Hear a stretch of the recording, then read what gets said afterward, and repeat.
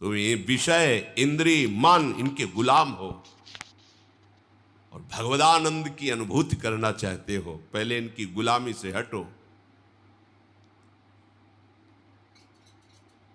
भगवान शंकराचार्य जी से प्रश्न किया गया कि जगत को किसने जीता?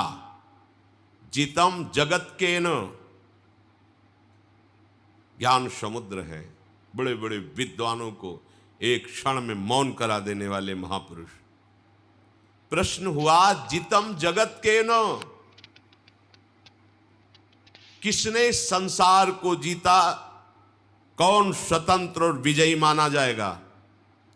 उत्तर हुआ, मनो ही एनो। जिसने 5 ज्ञानेंद्रियों सहित मन को जीत लिया, उसने जगत को जीत लिया, संसार को जीत लिया, त्रिभुवन को जीत लिया। बड़े बड़े वीरों को परास्त करने वाला, बड़े बड़े देशों पर विजय प्राप्त कर लेने वाला, वो विजयी नहीं कहा जाता। विजयी वो है जो विषयों के आकर्षण को, इंद्रियों को, मन को जीत लिया, उसे कहा जाता है विजयी। मामूली सा एक छोटा विषय इंद्रिय का तुम्हें अधीन करके पतन करवा देता, तुम्हारी दुर्दशा कर देता। तुम अपने को वीर समझते हो, स्वतंत्र समझते हो।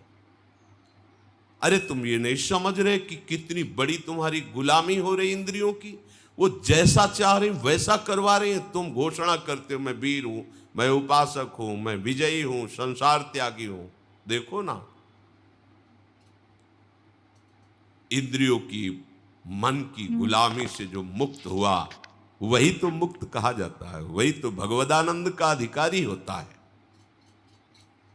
पूज्य श्री भाई जी महाराज कह रहे हैं, मुंबई में एक बड़े विद्वान और ज्ञानी महात्मा, वो मेरे पास मिलने के लिए आए। वो बहुत बड़े सम्माननीय थे, बड़ा उनका सम्मान होता था। इतने बड़े वो विद्वान थे कि बड़े बड़े तार्किक उनके सामने टिक नहीं सकते थे। जहां कोई प्रश्न करे तो प्रश्न पूरा नहीं हो पाता था, उत्तर प्रारंभ हो गया उनका उत्तर।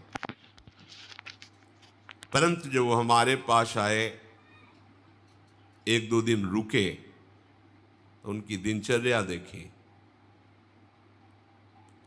वो इतनी रसेंद्री के वश में थे, कुछ कुछ मिनट में भाई जी गरम जलेबी मंगवा दीजिए, वो रबड़ी, वो भुंजिया मंगवा दीजिए, ऐसा वैसा, इतनी मांगे थोड़ी थोड़ी देर में। फिर कहते कि मथुरा के जैसे पेड़े होते हैं वैसे तो ब्रह्मा ने सृष्टि में कुछ रचा ही नहीं, मथुरा किसी को भेजकर पेड़े मंगवा दीजिए।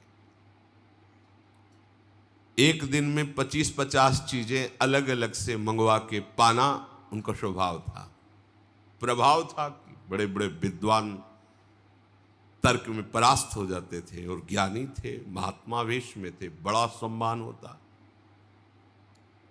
हमारे एक मित्र थे नानू राम जी, उन्होंने उनको निमंत्रण दिया।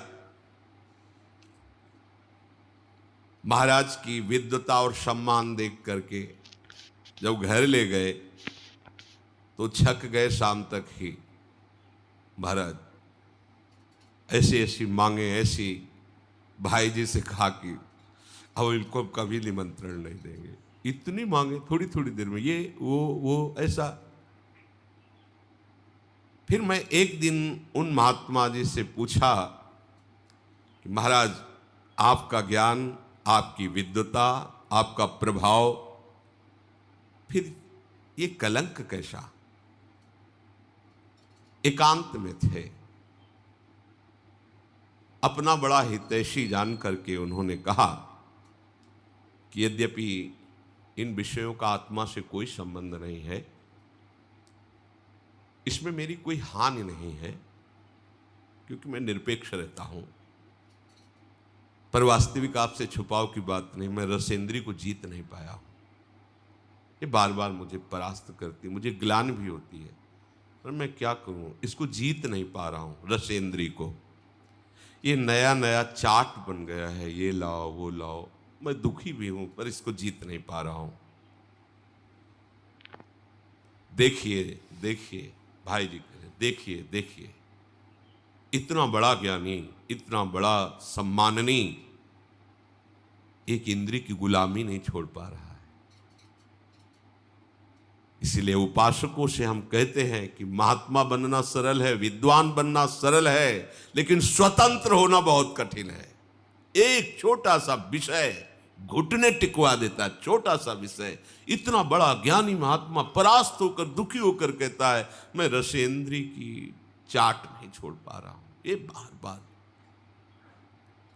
उपासक जब इंद्रियों के परवश हो जाता है तो मामूली सी वस्तु में क्या क्या उसकी दशा होती है, मामूली सी बात क्या क्या उसकी दशा होती है। गोस्वामी तुलसीदास जी ने देखा इन इंद्रियों की लोलुपता को। ओह, इन इंद्रियों ने मुझे मजाक बना दिया, हंसी उड़ाई, अपने वश में कर लिया। अब नहीं, अब नहीं, अब मैं प्रभु का हो गया हूं। इंद्रियों, अब तुम हमें अपना गुलाम नहीं बना सकती, अब तुम हमारी हंसी नहीं उड़ा सकती। उन्होंने कहा अब लो नशानी, अब ना नशई हो, राम कृपा भव निशा सिरानी, जागे फिरी न डसे हो, अब लो नशानी, अब न नसई हो, पर बस जानी हंस्यो इन इंद्रिन। अब तो मैं प्रभु का हो गया हूं, निज बस हुए न हंसई हो, अब लो नशानी, अब ना नसई हो। जब तक प्रभु का बल, प्रभु की महिमा, प्रभु का नाम हमने पूर्ण रूप से स्वीकार नहीं किया था, तब तक इंद्रियों ने हमारी बड़ी हंसी उड़ा दी। मैं जी नहीं सकता था विषय के बिना। आज भगवान की कृपा से मैं जाग गया हूं, अब नहीं सोऊंगा, अब इंद्रियों की गुलामी नहीं करूंगा। जब तक मैं प्रभु को पूर्ण समर्पित नहीं था, तब तक इंद्रियों ने मुझे गुलाम बना लिया।